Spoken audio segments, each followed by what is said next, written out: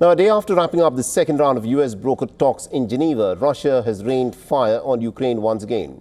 Now, Kiev claims that Moscow fired about 37 drones, 29 of which were shot down.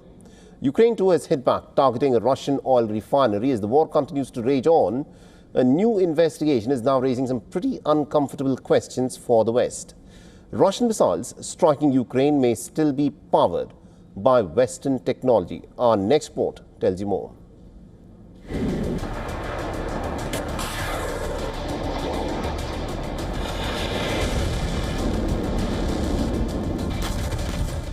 Missiles rain down.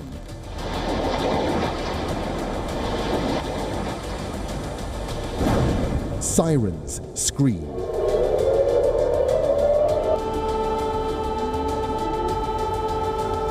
There is death and destruction.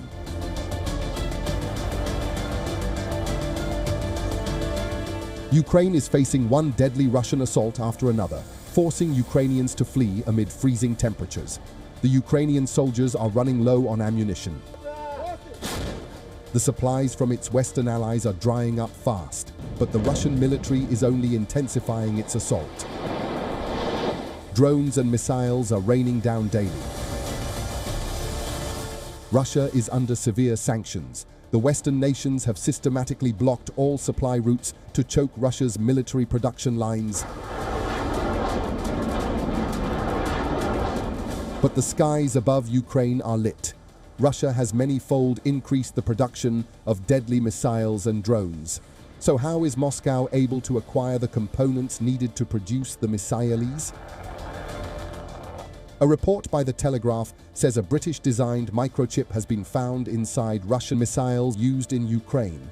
The report says between 2022-24, around 800 shipments of the British microchip landed up in Moscow, likely from North Korea and Hong Kong.